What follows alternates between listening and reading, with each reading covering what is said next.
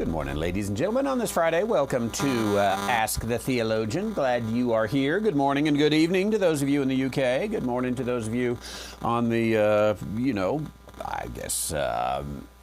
west of the Mississippi. And good afternoon to those of you on the East Coast. There, we'll get in everybody. Good day to you. Happy Friday. Glad you're here with us as we take your biblical, theological, and worldview questions and hopefully just have a fun and delightful time today as we come this Friday before Christmas and see what's on your mind.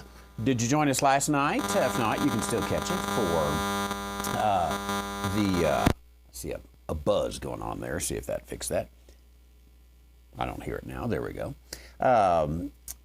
For American Christianity, we talked about the Rockefellers, something a little interesting if you like a little history. And you can still catch that, of course, anytime or catch up on that series. Next week, I will be here Monday and Tuesday for Ask the Theologian. Then I'll take a week off. And sorry about that, but you know how it is. Got grandkids coming in and all that kind of stuff, so we'll have fun with that. Christmas Eve, would love to be able to take to see you at our Christmas Eve service, 5:30 p.m. Mountain Time. Anytime after that, you can watch and take care of that, and it will be good, will be fun, will be a great time together. Okay, let's see what's on your mind. If you have a question you would like to ask today live, you can submit it by going to the chat box and putting the word question first. If you would prefer, or you're not watching live, go to askthetheologian.com. Up in the upper right-hand corner, there is a place to put it. Let's see. Let's start out with Pastor Timothy. This came in yesterday, and I didn't get to it, and so let's go to Grand Rapids, Michigan. And it says here, the question is, does the law of first use apply to the Greek and Hebrew or only to the English? You know, I think that there's no problem using it in any language. Now, obviously, I'm a King James guy, so I wouldn't recommend you do it, say, in the NIV, because I think they're way too random in the way the law of first use would just become. And this is maybe why people have forgotten it, because there's so many people that use modern translations today that the law of first use becomes a moot point, because it's the law of translator whim, W-H-I-M. But within the King James, where there was a desire linguistically to be faithful to the text, it's a faithful translation of either the Hebrew or the Greek, or in a few places Aramaic, which for all practical purposes Aramaic is Hebrew. It's just a bit of a dialect on Hebrew. So I think you can take that and go. Now, the law of first use, for those who may not know or understand, is when you want to understand what a word or a phrase means, you find the first time that is used. It really is it's more of a logic principle than anything. As a matter of fact, this is how a child learns. They hear mommy saying, "Did you hear that bell? Oh, little Johnny, did you hear that bell?" And Johnny puts, okay, first use, that is a bell. I understand this. And in the context, they then, the next time they hear, they say, hey, look, I think that's a bell. And then later on, maybe I should have thought through this thing here as I think through real fast. Maybe they hear Grandpa comes by and he hears something on the news, and he says, well, that's kind of a bellwether. And little Johnny says, bellwether? Is that bells ringing in the wind? See, he's trying to put it according to first use, and yet he knows something in the context takes this out of first use. This is a different use of that, and the context itself has to demand that. So little Johnny, when he hears bell, he's going to take it as bell. It's logic. Same in the, it's saying that the Bible is a book of words, and words do have meaning, and the first time those words are used is going to give that meaning. And if it is opposed to that meaning or different use than that meaning, and of course we do that all the time, if there is a different meaning, the context has to make that clear. Otherwise, little Johnny would be very confused. And God is not the author of confusion. So, if it's Greek, if it's Hebrew, I think the same logic principle still applies, because it's mostly well, it is a logic principle and a grammatical principle, that this is the way language works. So I think you can use it wherever you are. Now, again, the only time I would not use it is in one of the modern translations that has a lot of whimsical translating, because they are already, you go with a dynamic equivalent, as the scholars like to call it. This is a dynamic equivalent. Go with a dynamic equivalent rather than a literal translation, then that already says we have set aside logic. We've set aside the rules of language in order to propagate our agenda unto you. That's what dynamic equivalent means. Thanks. I like that question. I really think we ought to use the law of first use more. It takes just a bit of practice to get it. And what you have to do many times, you don't find it. For example, I just happen to have Hosea chapter 13, and chapter 13 verse 1 says, "When Ephraim spake, trembling." In fact, it makes a good example. Go back in the scriptures and find the law of first use on Ephraim and say, who or what is Ephraim? Is this like the manifold that sends out the various exhaust things in your chariot? What is Ephraim? Officer, I think my Ephraim is a little out of kilter. So you go back and you pick it up. Sometimes it's clear as day. In this case, it would be. It's like, oh, Ephraim is a guy. And then it becomes the tribe that comes after him. Other times you would just say, okay, I want to get the sense of this. It seems negative, it seems happy, it seems ominous, whatever the sense of it is, and pick up that sense and carry it forward. Sometimes easier than other times. By the way, Ephraim, even by the time you get to Hosea, there are some who go with whimsical, and they begin to say, Ephraim is me and you. That is a thing out there. Ephraim is the Gentiles. Ephraim is what you and I would call the body of Christ, and they read ourselves into Ephraim. The law of first use would save them from doing that. It would say, hey, you got to use logic. If Ephraim actually means those saved by grace through faith, not of works, then something in the Bible has to absolutely define why this is not being used in a historical sense. So, excellent. Thanks again. I appreciate that. And let's make our way to a no-name question here. And take this. Here's a Matthew 16:18 says Aramaic is not Hebrew. Technically, it is not Hebrew. But let's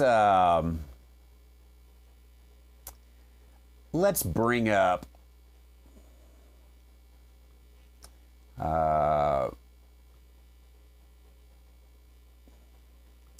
some, well,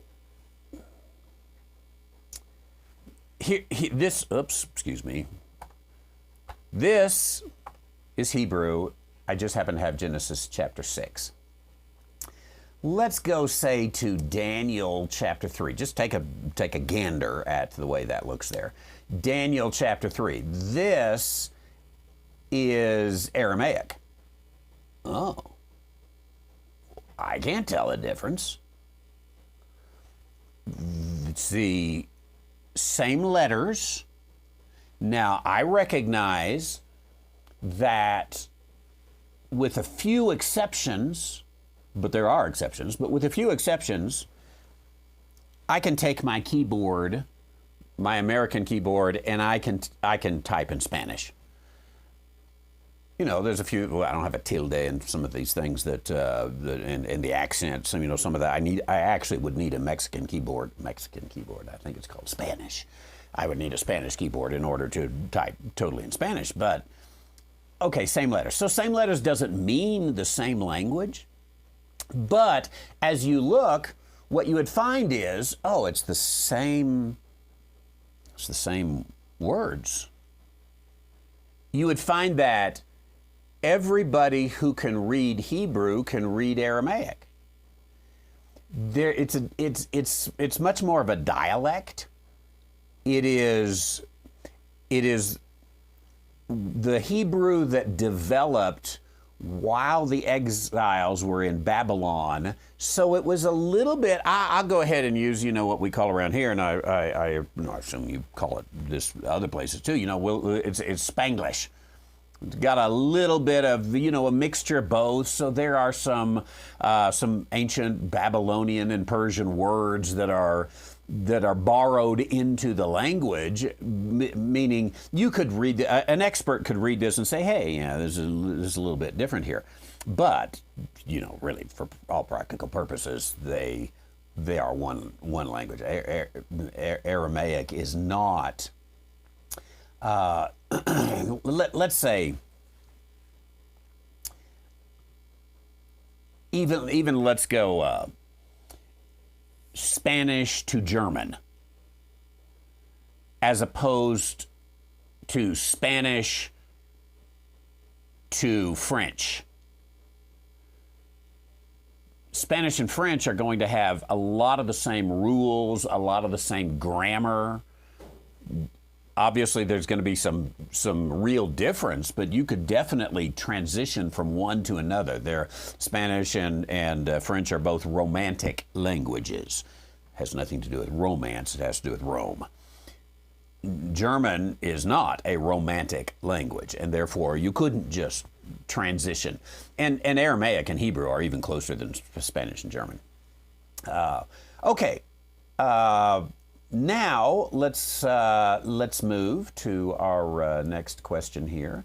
As I get over here to Biblify, there we go.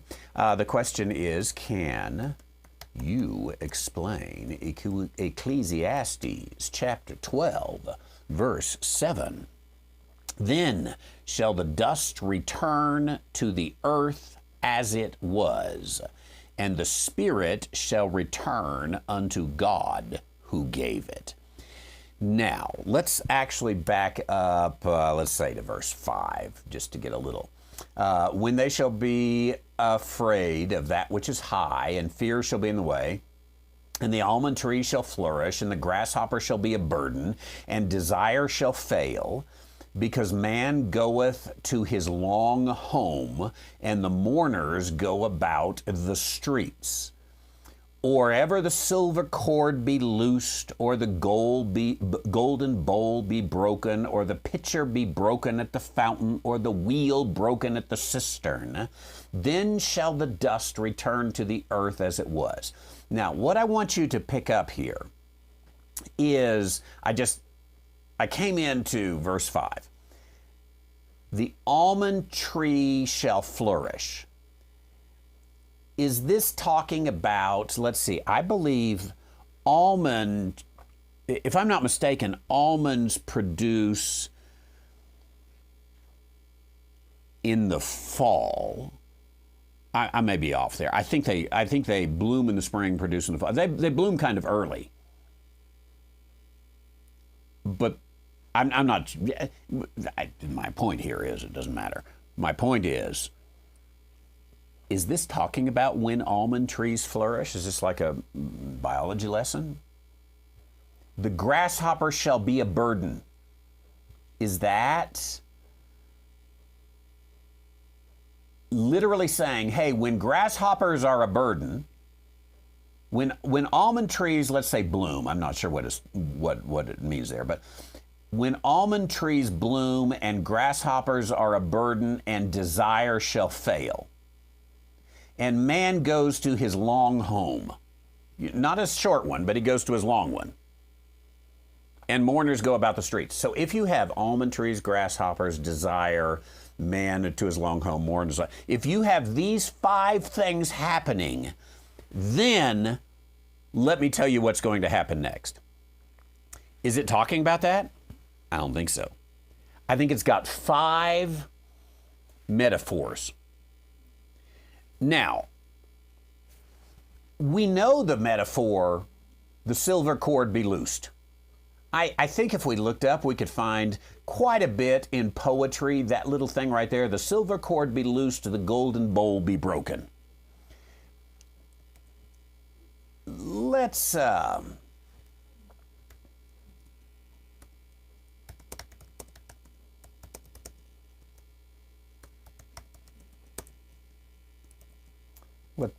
let's just take that little phrase right there.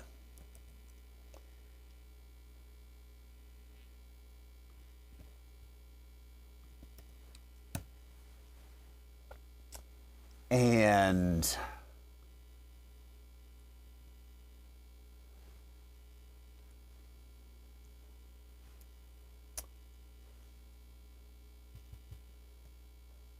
sorry, I had computers set up a little bit differently from last night. Okay, so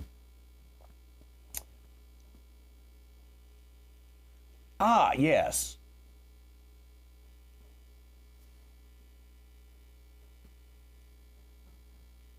The Edgar Allan Poe, he uses the phrase in The Raven, I think it is. Lenore talks about the golden bowl be broken.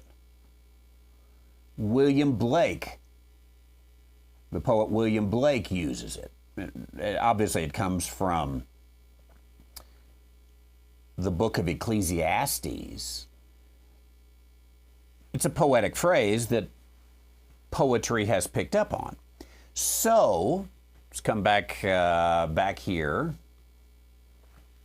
to the text. The silver cord be loosed, or the golden bowl be broken. Is he talking about silver cords?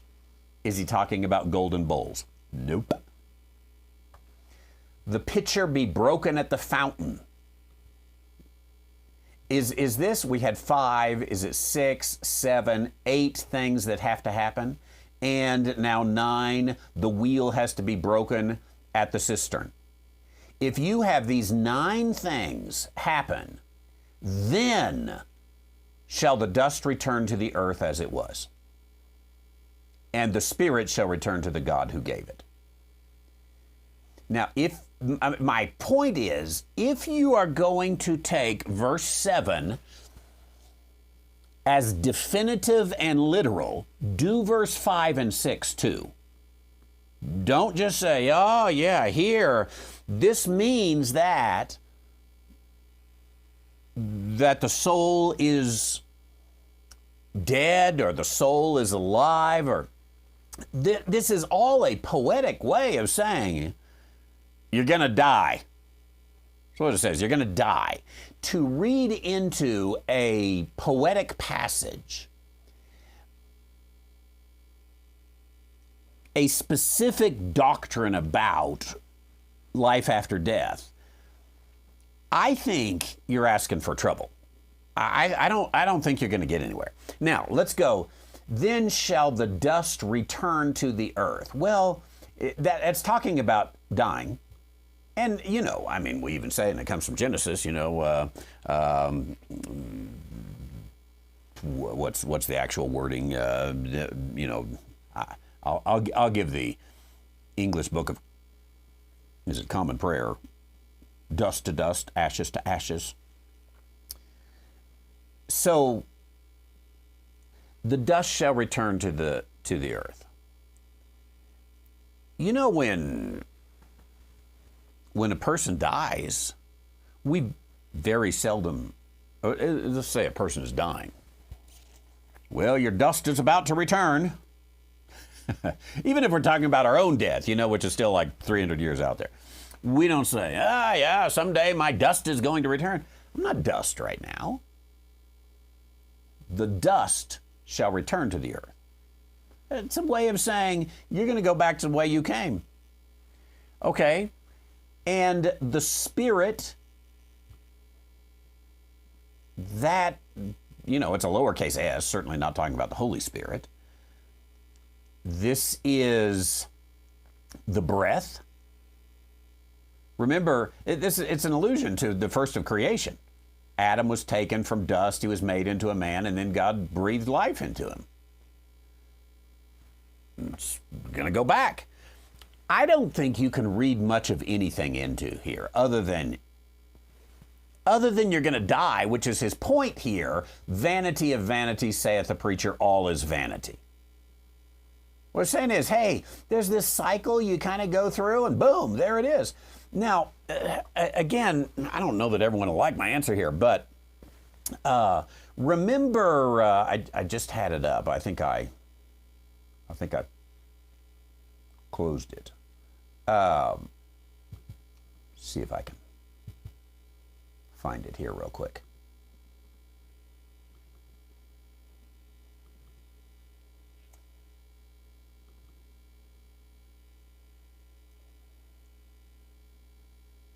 There we go. I was working on, I don't remember what grade of lesson this is here, but it's the water cycle. Okay, we can go down through here. You got the ocean, there's transpiration, then there's the sun causes transpiration, evaporation, that turns into condensation. There's transportation, there's deposition. We're hoping for that right here in Taos. It comes down, precipitation, deposition, both of those. It comes in, you got surface flow, it goes into you got the water flow, and you got the surface flow, and you got percolation, you got infiltration, all this. It's the water cycle, okay? You understand the water cycle. I think that what we have is that Solomon is saying, hey, we haven't always been here. We're not always going to be here. Vanity of vanities. So I'm a little leery trying to build a doctrine where a doctrine is not being taught. And I think that's a fundamental rule. Get your doctrine where doctrine is taught. Poetry is not the place for doctrine. So imagine you go to your botany class and they teach botany based upon poetry. Ladies and gentlemen, today we're going to learn that roses are red and violets are blue. Okay, is there some truth there? Yeah, sometimes. Would that be a good botany lesson? No. You could, there's 1,000 poems on flowers, but you don't learn botany from it. Just the same, doctrine. Don't get doctrine where doctrine is not being taught. What is being taught here is, boom, life goes lickety-split. And there it is. I would not venture much farther than that in Ecclesiastes chapter 12. Because it's not meant for that purpose. You use a passage out of how it's meant, you're just going to get yourself into trouble. Let's go to Jay in Tennessee. Thanks for that good question. I appreciate it there. And let's take Jay's question, and And Arthur, I see your question from last night. I'm going to get to it. I'm glad you're back here this morning again. Jay's question, absolutely very different. Do a little series on those passages, because I think if somebody will look at this seriously, I think that they will have to say, we cannot continue to go unless we want to look D-U-M-B dumb. We cannot continue to go and say, all of these are just the same. It's just whatever you most understand, that's the best Bible for you. People who say that are, to me, announcing, I'm a Dumbo, just call me Dumbo, because that's what I am. It doesn't work. They're measurably different. Okay. So Jay comes in his hoodie and says, I wanted to share this for the people who say no doctrine is affected by the different New Testament source texts. George Vance Smith was on the translation committee of the Revised Version. I'm not familiar with George Vance Smith. I am familiar with the Revised Version, which then was revised into the American Standard Version, which then was revised into the New American Standard Version, which has been revised in 95 and 67, 95 and 2000 and something. It's been revised, and don't forget, it was also the Revised Version was the New Revised Version, which became the English Standard Version, which has been revised a bunch of times. So you have the revision, the revision of the revision of the revision of the revision of the revision of the revision of the Revised Version. Why don't we just call them that? Instead of saying, it's the standard. This is the English Standard, which it's not. Quit lying. In a book that's supposed to be about the truth, quit lying right from your title. Is the New American Standard Bible the American Standard Bible? Only thing they got to write about it is new. It's the only word. The Christian Standard Bible, I always say it's none of the above. Why? Why do you lie on the cover? Wait till you get inside to lie. Okay. Anyway, George Vance Smith was on the translation committee of the Revised Version. He then wrote a book called Text and Margins of the Revised New Testament Doctrine Affecting Theological Doctrine. That settles it for me, Jay says. Wow. I'm going to check this out.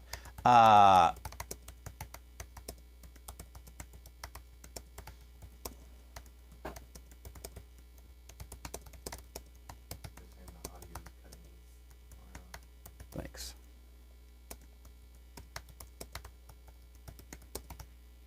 That is a long title. I'm trying to type in there.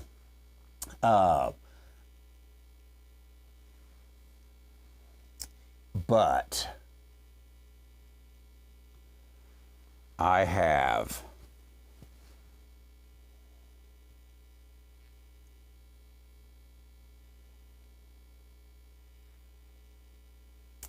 brought up,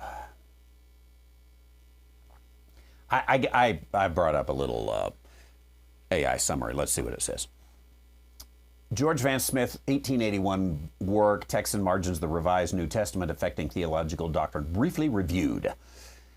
See, he was honest, I guess. If he was brief, he was honest in his title.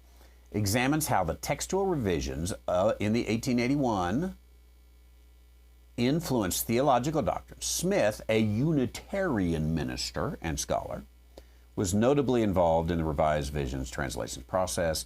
He analyzes specific passages where the RV's alterations impact traditional Christian doctrines, particularly those concerning the deity of Christ and the nature of the Holy Ghost. So, see, it doesn't really affect, primary doctrines, just things like the deity of Christ and the Holy Spirit.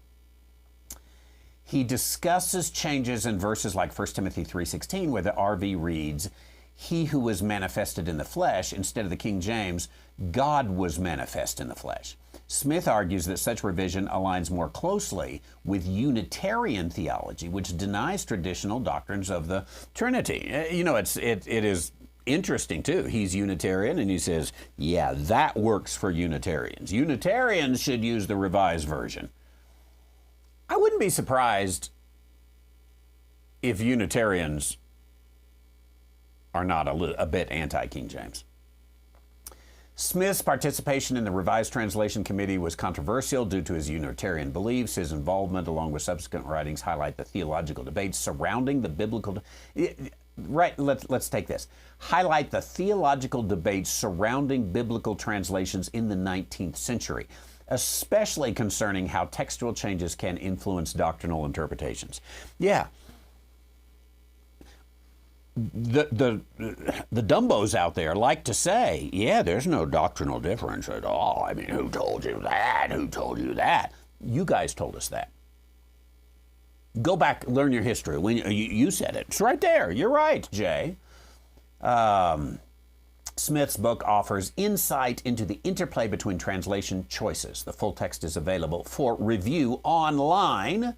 Let's see right here at the Internet Archive. There we go. There is the book, and you can read it right here. Yeah, see, it's 60 pages, so he was honest in briefly.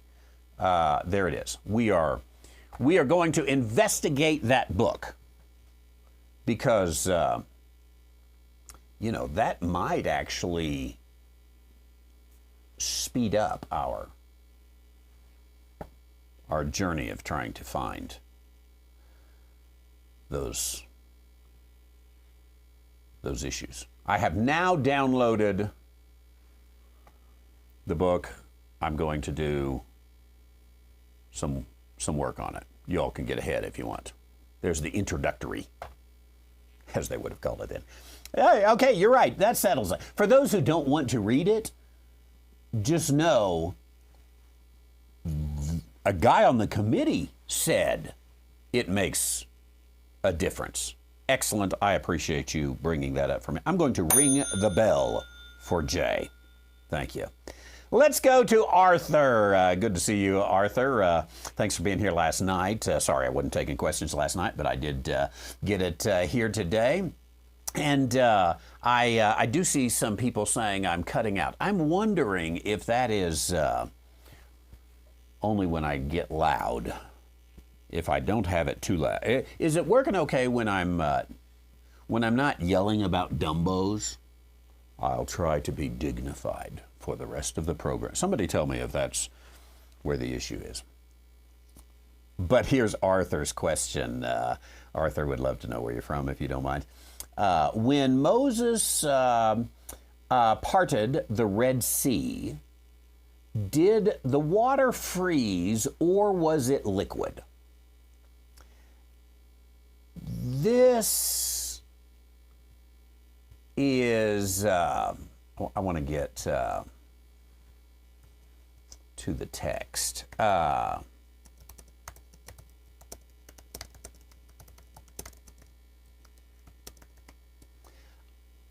going to go liquid, but I want to see.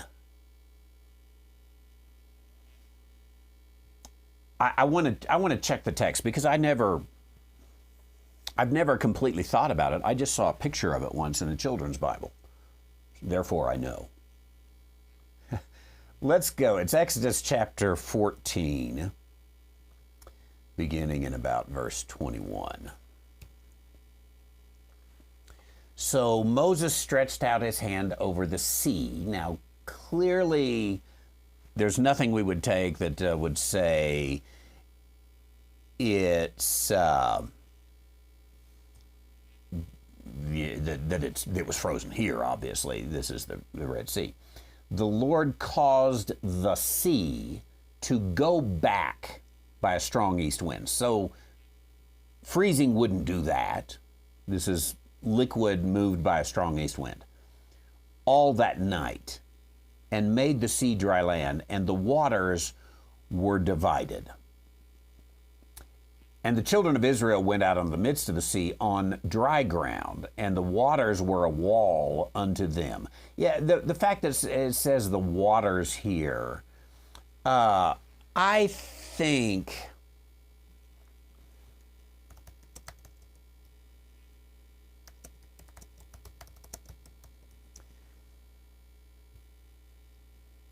I want to check. Yeah. There is a different word. For example, let's take Psalm 147:17.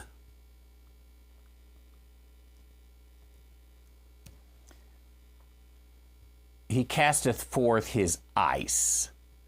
So the fact that here it says the waters, I'll just take this word, waters right here, that the waters were divided.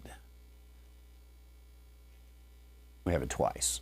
The waters were a wall. I think that if you wanted to build an argument that the wind blew it and then it froze, you could speculate that, or you could, try to build the argument. But I would say the burden of proof would be upon the one trying to prove that. It doesn't seem to. There's nothing in the text that seems to announce that. So I'm going to go with it was liquid, just the common reading of it. And, it's that old rule, if the plain sense makes common sense, seek no other sense. And so in here, I think, because he could have said, it went back, made ice, then therefore it is different there. Let's see. I've got a long question. Let me jump into it by, we'll go with Bogan, I believe is how. Oh, I'm going to come right back to you. Cash does ask a good question. Why is waters plural? That is simply a change in the English. Let me see something here. I'm going to go to Exodus 14:21. Why is waters plural? I'm gonna take this before I get into Bogan.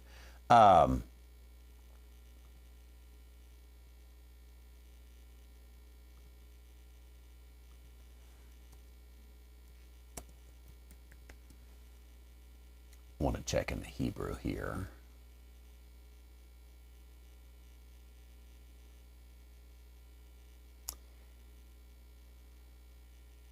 Yes. So the word is plural in the Hebrew as well. Can we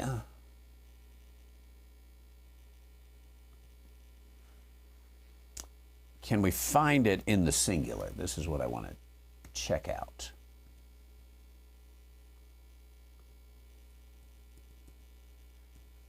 I'm just going to look for a noun in any form that is singular. Okay, let's look at Genesis 18:4.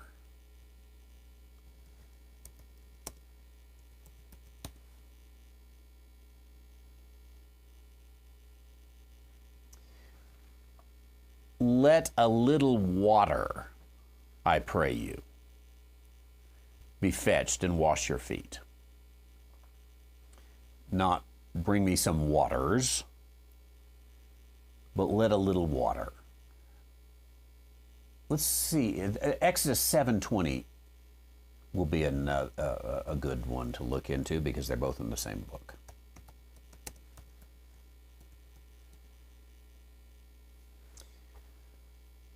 Moses and Aaron did so as the Lord commanded, and he lifted up the rod and smote the waters that were in the river.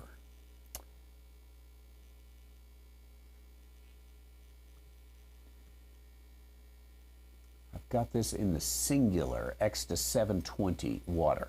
Okay, that's an interesting one we need to study. Why? I think it's totally grammatical. In English today, we would not necessarily say waters. But I think if we did two things. One, if we look at the Hebrew usage of singular water, plural water, And if we go back to Middle English and we look at singular water and plural water, you see in Exodus 7:20, Hebrew has it plural. No, Hebrew has it singular, whereas English has it plural in the King James. So why is that? I'm gonna guess we would need to dig into this a little more, but I'm gonna guess that in Middle English you could not put it singular and make it make sense in the grammar of that day. I think today our grammar has loosened up a little bit, and you could say waters, but we almost never would. Look at the waters of the sea. We would be saying the waters of the seas, maybe. We just wouldn't use waters, plural. So I think it's a change in grammar of Middle English to today's English. And whatever we had in Middle English, which was a little more precise, also was to some degree used in Hebrew. We'd have to check that out. Good question. Bogan is how I'm pronouncing it anyway. Hello, I was discussing Thomism with a friend.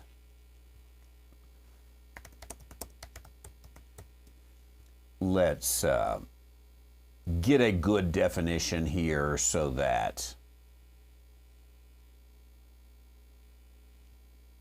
we're on the same page. Here's Encyclopedia Britannica. The Theologian philosophy of St. Thomas. Its various interpretations uses Richardson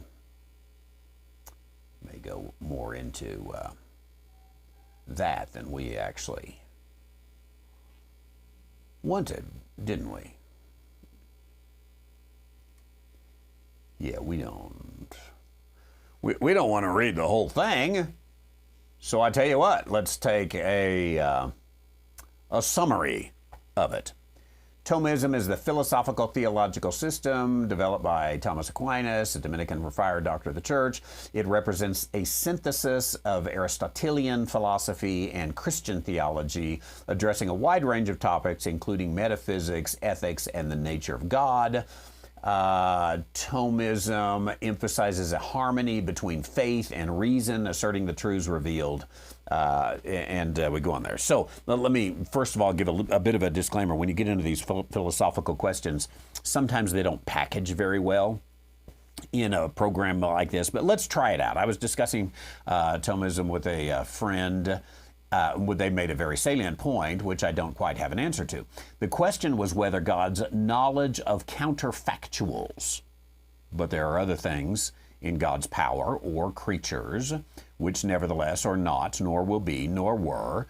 And as regards these, he is said to have knowledge, not of vision, but of simple intelligence. This is so called because the things we see have a distinct being outside the seer. Now that's in Aquinas' Summa Theologica. Back up there. Whether God's knowledge of counterfactuals is enough to give rise to consciousness within those counterfactuals. Within the argument thrusting towards an undermining of knowledge due to our existence in a counterfactual being more likely. Now, here's the direct quote. The friend says, here lies the problem.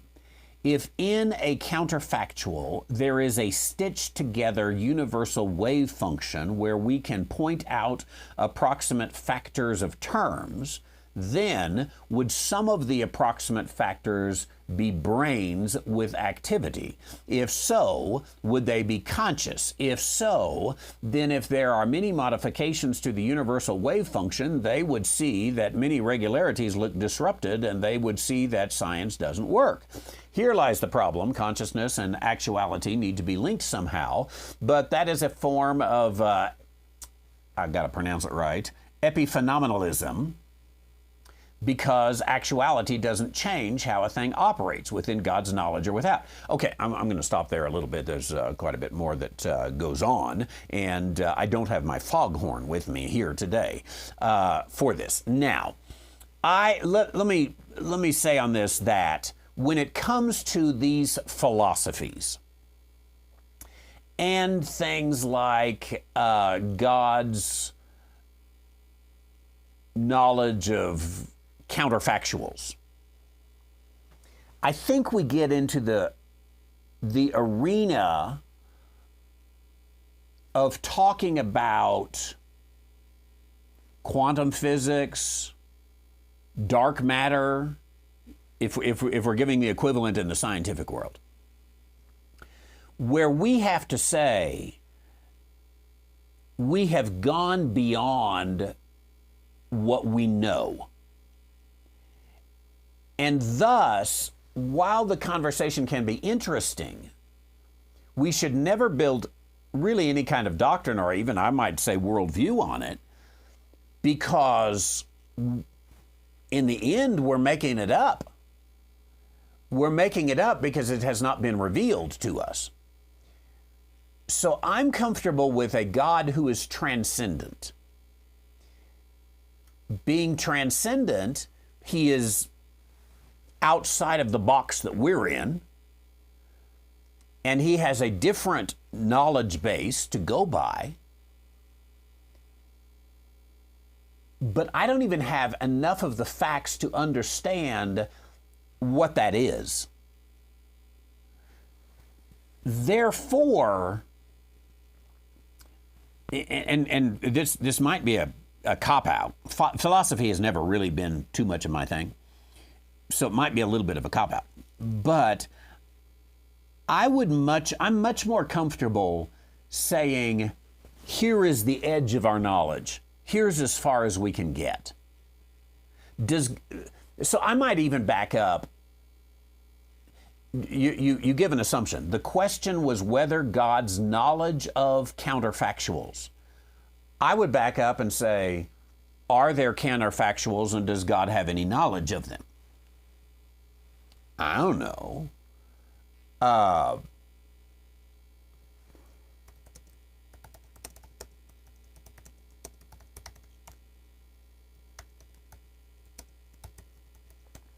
Let's get a definition of a counterfactual. A statement or thought that considers what would happen if a certain event or condition were different from reality. It's a pretty good way. So it's a what if. God's knowledge of what if. Now, I happen to hold that when it comes to Bogan or Randy or any of us, God knows all of the possibilities that are out there, and he's comfortable with any of them. So I'll make a decision later today. I don't even know what the decision is going to be. I'll make a decision. I'm going to say he does not know what my decision is going to be because I have a free will. It's mine. He's actually given me. He says, I'm not going to make this decision. It's not pre-recorded before the foundations of the earth. It's not, I don't have a advanced knowledge of what you're going to do because it's yours. It really is yours. I promise you. That's why I called it free will. I don't know if free will is actually used in the Bible, but clear enough. That there is a free will. I absolutely believe in the totality of free will. Not free will that is apparent to us free will, but it is free will. So God doesn't know what decision I'm going to make. And yet he knows every possibility of the decisions that I might need to make and the decisions that I can make. And he says, I'm good with it. I'm good with it. You know how when someone says, well, unless you're a woman, I'm about to get myself in trouble. When someone says, what would you like to eat? I don't care. You decide. Then what you're saying is, I'm good with all of it. The reason I said unless you're a woman is because I am married. You know, whatever you'd like. Well, Whataburger's good. Not that. Yeah. So, but God really is saying, okay, yeah, really, it's yours. So is there even a knowledge of a counterfactual? That thing that would or could have happened if I hadn't made that decision? And is there any sense in getting into that which which isn't a reality. Now, then, of course, you do have the question, well,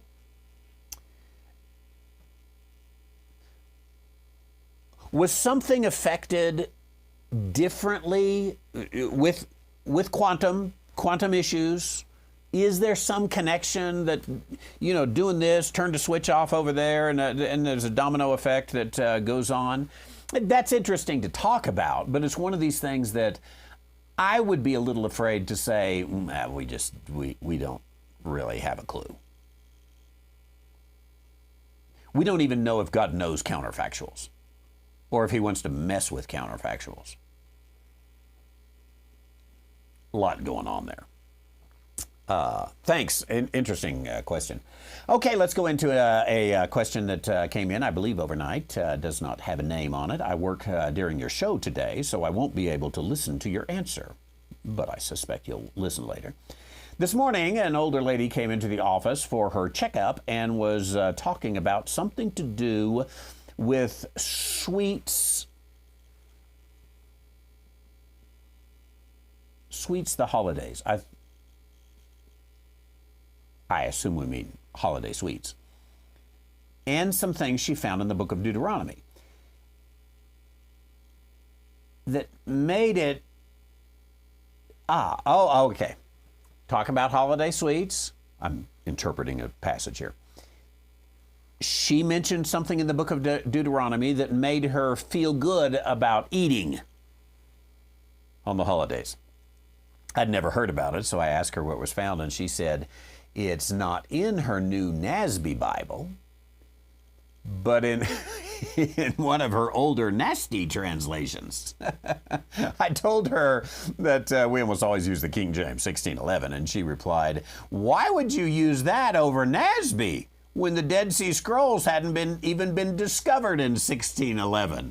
Okay, so the holiday sweets were leading us to this. There's still a little bit more here.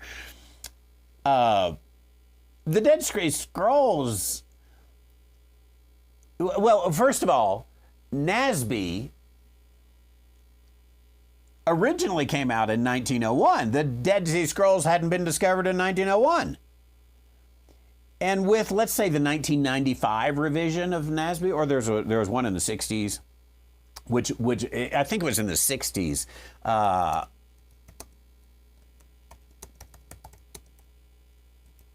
Let's see, when did ASV, American Standard Version, become NASB? We'll find this out. It was 1971. So the original 1901 to 1971 ASV to New American Standard hadn't been discovered then, and the 1971 was not updated because of discoveries of the Dead Sea Scrolls. So right now I'm going to say, ma'am, go back to making some holiday sweets. You just eat the cookies, make the cookies, bring us some fudge. But the Dead Sea Scrolls don't have anything to do with it. The Dead Sea Scrolls didn't do anything other than confirm that, yeah, the Hebrew text we have. So she's mistaken on that issue right there, along with a couple others probably. Let me go on. I had no idea, and that was news to me, and whichever Bible that she wanted to read was the one she should read. That probably wasn't a good answer. Probably not. But, I don't know if you were snarky in it, or I don't know if you were just wanting some peanut brittle.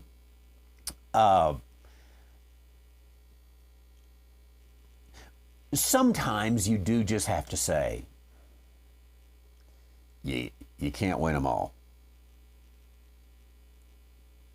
And she's here for her checkup. I don't know if this is a dentist or an oil change.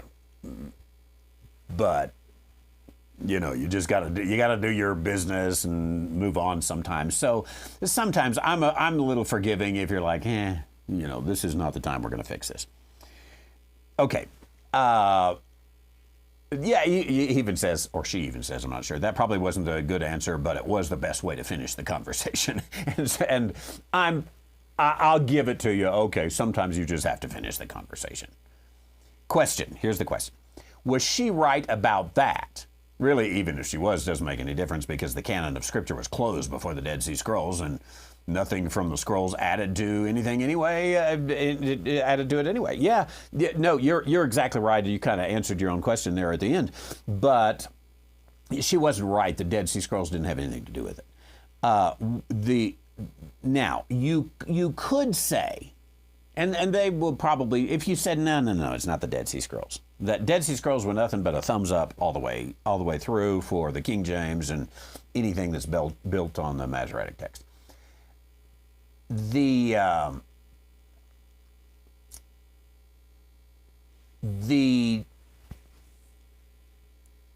She might say, oh, they didn't have the Codex Sinaiticus, which is Codex Sinaiticus and Codex Vaticanus are the two major textual bases for the modern versions. And let's just go with they didn't have those. So now you've got this discovery. Okay. Then, they didn't even have the Codex Sinaiticus.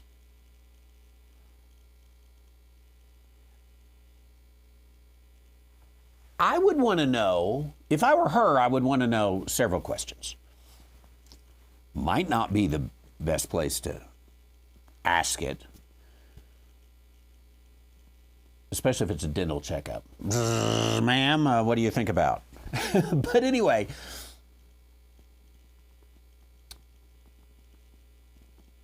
why did God allow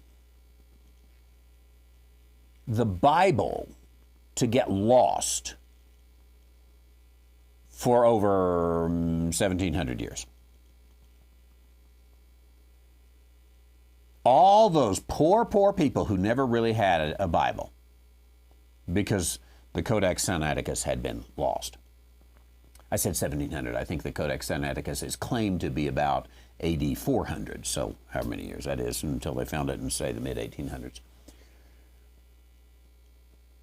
Does she have an answer for that? I might say, hey, have you read the stuff? I found it very interesting in my research. If you put that out, all of a sudden it's like, oh, wait a minute, I don't even know how to make cookies. I was looking at my research and discovered that when they discovered that, there was a lot of debate. Constantine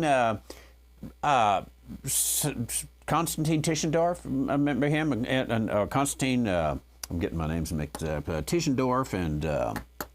who's our other guy? Simonides. You know about the debate between Tischendorf and Simonides? If you say that, that's enough to end the conversation. Just say, yeah, I know about that Sinaiticus, but the Tischendorf-Simonides thing? I don't know. They never really worked that out, did they? Well, I'll have to brush up on that. Simon says? Constantine Simon says. They don't even know. It was in all the newspapers. This is a forgery. When the British Museum ended up with, you can find this in the newspapers. I've got an article here somewhere. When the British Museum ended up with the Codex Sinaiticus, people were laughing at the British Museum because they paid money for that. They were laughing because that's a forgery. So, it's like saying, I don't trust the King James because they didn't have that forgery to base it upon. Okay, I'll be like the news people. They didn't have that alleged forgery to base it upon. Are you kidding me? Gotta have a better argument. I think, this is where, perhaps even this guy's book we had earlier, Revised Texts and Margins, right there. We could say, that there's a huge difference, and it could be that if you go to the King James, you can't eat those, ma'am. I don't want you to go to hell because you had 3 pieces of fudge and it says thou shalt only have 2. You better get the Bible right. Just put a little fear in her. just for fun. I mean, it's the holidays, you know. Yeah, I think that she and most people on this topic are so uninformed. And they're uninformed because the evangelical industrial complex does not want you nor anyone else to know that there is any debate whatsoever. NASB doesn't want you to know. NASB is going to say, you know, oldest and best manuscripts say. They're not going to say a possible alleged forgery that we have determined we think is of the 4th century says. They don't want you to know that. They don't even want you to know in 1970, that we developed the NASB based upon a revision of the ASV. So 1901, then 1971, we made a revision. In 1977, we made another revision because we needed to refine a few things for clarity. In 1995, we made another revision because we wanted to modernize some archaic language. I'm looking at their stuff here. Modernize some archaic language and improve readability while still maintaining fidelity. And in 2020, we made a major revision there to address changes in the English language. And we're working on the next one. The new American Standard. We're working on the new American Standard.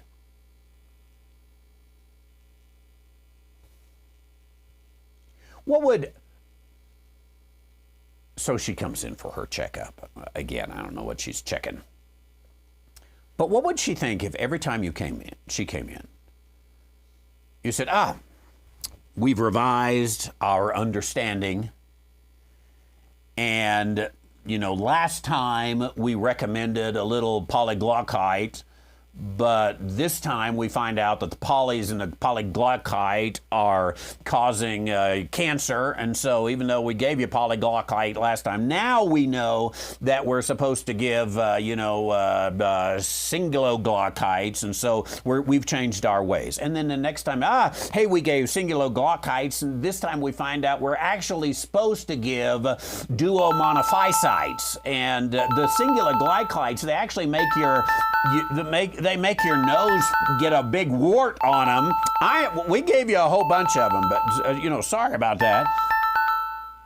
And I know you hear that noise, and I don't know how to turn that noise off, but it's Nathan calling. I should put him on and say, hey, Nathan, they got questions.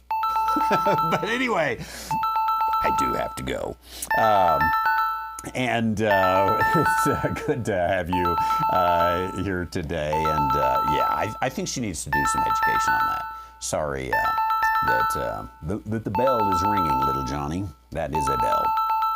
And we will see you all here soon. Here we go. I look forward to seeing you on Sunday. It'll be fun. It'll be a blessing, and we'll have a good time together. Thanks for joining us, ladies and gentlemen. We'll see you soon. Put your questions in at askthetheologian.com.